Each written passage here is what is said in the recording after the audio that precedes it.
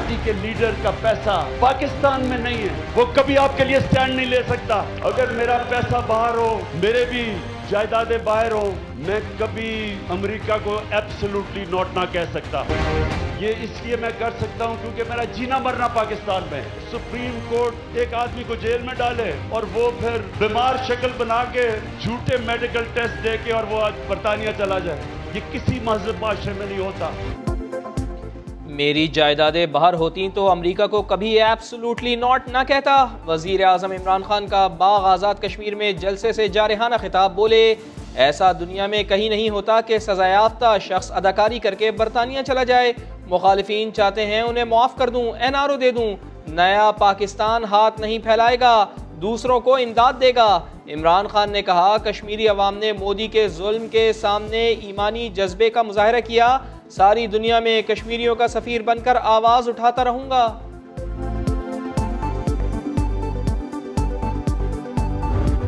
का इस्तकबाल अंडों और टमाटरों से न करना, बहुत इज्जत से एक ताज उनके सर पे पहनाना जिस पर लिखा हो कश्मीर फरोश। जैसे शहद पर मक्खियां जाती हैं, इसी तरह जिसकी जेब में पैसा होता है इमरान खान वहां जाता है। नवाज शरीफ के दौर में चीनी सरमायाकारी के लिए आते थे, आज दासू हमले की तहकीकात के लिए आ रहे हैं। मरियम नवाज का तंज। आज़ाद कश्मीर में जलसे से खिताब में लीगी रहनुमा ने कहा, घात लगाए वोट चोरों को वार्निंग देती हूँ। नून लीग को रोकने की कोशिश की तो बहुत बुरा होगा। आज हुकूमत की तवज्जो नवाज शरीफ दुश्मनी पर है। जिसकी जेब में पैसा होता है इमरान खान वहां जाते हैं। पाकिस्तान पीपल्स पार्टी आपको इन जालिमों से निजात दिलाएगी इंशाअल्लाह। अवामी ताकत से हम ना सिर्फ इस तब्दीली वाले बल्कि मोदी को भी कश्मीर से भगाएंगे। आवाम की ताकत से तब्दीली सरकार और मोदी को कश्मीर से भगाएंगे। बिलावल अमेरिका गए, आसफा भुट्टो ने आज़ाद कश्मीर में इंतखाबी मुहिम का मोर्चा संभाला। सियासी हरीफों को निशाने पर रख लिया। जलसे से खिताब में कहा, जब मोदी ने मकबूजा कश्मीर पर हमला किया तब कश्मीर में सियासी मुहिम चलाने वाले कहाँ थे। बिलावल भुट्टो को कश्मीरियों की आवाज़ करार दिया। तीर पर ठप्पा लगाने की अपील भी की। यहाँ बड़े बड़े अंडर 19 टीम के लोग आए, बच्चे चूंगने से। उन्होंने यहाँ आके मोदी का नाम नहीं लिया, इमरान खान का नाम लिया जिसने इनको यहाँ चोरों को गले से पकड़ा है। मोदी का जो यार है। कयामत की निशानी है, इलेक्शन मुहिम अंडर 19 टीम चला रही है। शेख रशीद ने नून लीग और पीपल्स पार्टी पर तंज कर दिया। शाह महमूद कुरैशी बोले, बल्ले की रफ्तार को कोई नहीं रोक सकता। इमरान खान के होते हुए कोई कश्मीर का सौदा नहीं कर सकता। अली अमीन गंडापुर ने जलसे के दौरान लतीफा सुना दिया। अंदर चला गया हो तो तोते के मालिक को बोला कि तुम्हारा तोता मुझे झूठा, करप्ट, डाकू, चोर, मुनाफे कहता है। दूसरे तोते को पिंजरे में दर्दोकोब किया और सजा दी और वो बंदा मुतमईन होकर चला गया।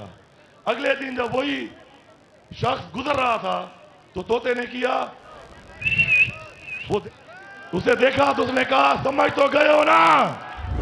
जो पीस प्रोसेस है अफगानिस्तान का, उसकी मुआवनत में पाकिस्तान ने कोई कसर नहीं उठा रखी। हम इस पूरे प्रोसेस के जामिन हरगिज नहीं है। अफगानिस्तान में फाइटिंग और वायलेंस की वजह के नतीजे में पाकिस्तान में जो दहशतगर्द तंजीमों के बाकियात और स्लीपर सेल्स मौजूद हैं, उनके दोबारा फाल होने का अच्छा है। बट अगर अफगानिस्तान पुरअमन और स्टेबल है तो ऑब्वियसली इंडिया के लिए वहां से ऑपरेट करना बहुत मुश्किल होगा पाकिस्तान के खिलाफ।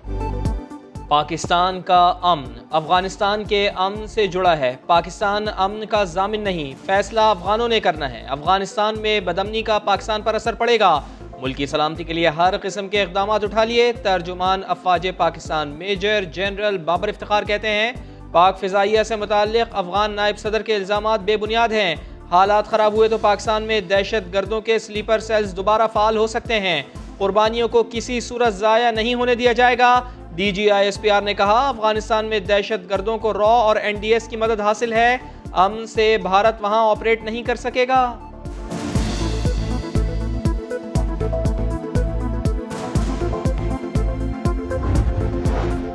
अफगान हुकूमत और तालिबान अमन की तलाश में एक मेज़ पर बैठ गए। कतर में मुज़ाकरात जारी। हुकूमती वफ़द की क़यादत हामिद करज़ई और अब्दुल्ला, तालिबान वफ़द की क़यादत मुल्ला अब्दुल गनी बरादर कर रहे हैं। हुकूमत का वफ़द बातचीत नतीजा खेज़ होने के लिए पुरुम्मीद। तालिबान मुज़ाकरती टीम के तर्जुमान का कहना है कि मसाइल का हल निकालना तरजीह है, दूसरी जानिब से मुखलिसाना नीयत होनी चाहिए। वाक़या की तहकीकात फाइनल स्टेजेस पे है। हाईएस्ट अदारे पाकिस्तान के इसकी इन्वेस्टिगेशन कर रहे हैं और 15 लोग इन्वेस्टिगेशन में चीन के भी आके शामिल हो चुके हैं। चाइना और चाइना की वजारत दाखिला को हमने ऑन बोर्ड किया हुआ है और जैसे जैसे हमारे पास इतलात मौसूल होती हैं हम उनको बताते हैं। दासू वाक़या सोची समझी साजिश था, जिम्मेदारों को इंसाफ के कटहरे में लाएंगे। वजीर दाखिला शेख रशीद का कहना है चीन को जल्द तहकीकात मुकम्मल करने की यकीन दहानी करवाई है। पाक चीन दोस्ती और सी पैक के दुश्मनों को कामयाब नहीं होने देंगे। वजीर आज़म की हिदायत पर शाह महमूद कुरैशी चीन जाएंगे।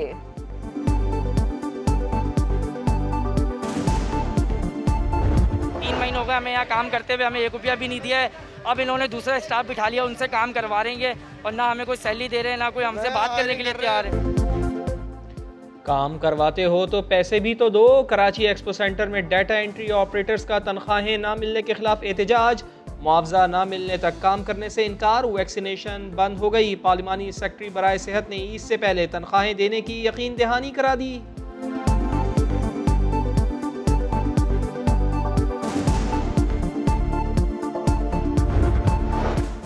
सिंध और पंजाब में कोरोना की खतरनाक इकसाम का फैलाव तेज। सिंध में मुस्बत केसेस में भारतीय वेरिएंट की शरह 50% हो गई। लाहौर में डेल्टा किस्म के 50 केसेस सामने आ गए। मुल्क में मजीद 2783 अफराद में वायरस की तस्दीक। 39 अमवात रिपोर्ट हुई। NCOC का ईद के पहले दिन वैक्सीनेशन सेंटर बंद रखने का ऐलान।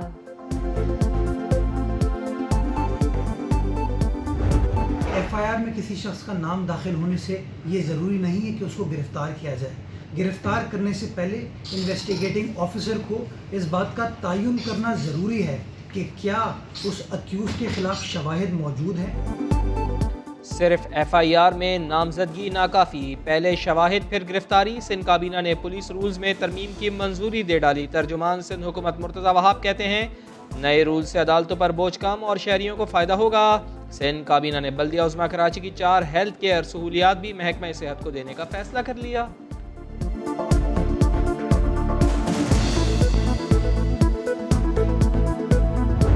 हमारे शहर के 300 अरब रुपए में से हमारा हिस्सा दो, हम अपने अस्पताल तालीमी इदारे चला लें। मैं मुराद अली शाह साहब आपसे गुजारिश करना चाहता हूँ कि हम इसकी मज़ामत करें। KMC के अस्पताल महकमा सेहत सिंध को देने की मुखालिफत। MKM का मुजाहिमत का ऐलान। ख्वाजा इजहारुल हसन की MPS के हमरा प्रेस कॉन्फ्रेंस। कहा सिंध हुकूमत पहले अपने अस्पतालों की हालत बेहतर बनाए। हुक्मरान खुद सरकारी अस्पतालों में जाना पसंद नहीं करते।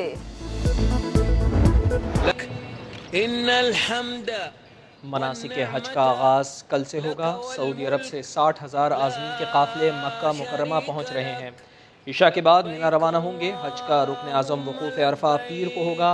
कोरोना SOPs पर सख्ती से अमल किया जाएगा।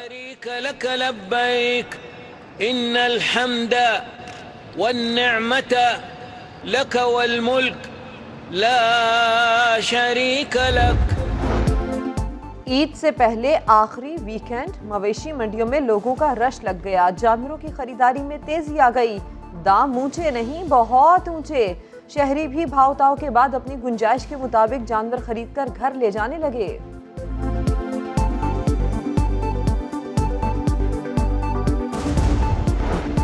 कानून नाफिज करने वाले इदारों का डेरा गाजी खान में ऑपरेशन। लादी गैंग का सरगना खुदा बख्श साथी समेत मुकाबले में मारा गया। कार्रवाई वजीर आजम की हिदायत पर की गई।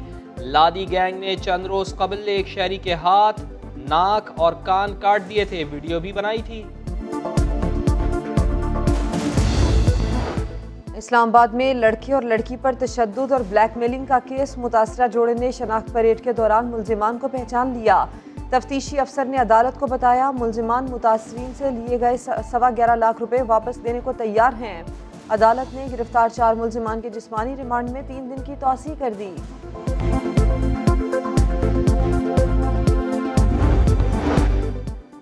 झगड़ा बीवी से हुआ, जान मां की ले ली। लाहौर के इलाके मजंग में बदबख्त बेटे ने मां को तवे के वार से कत्ल कर दिया।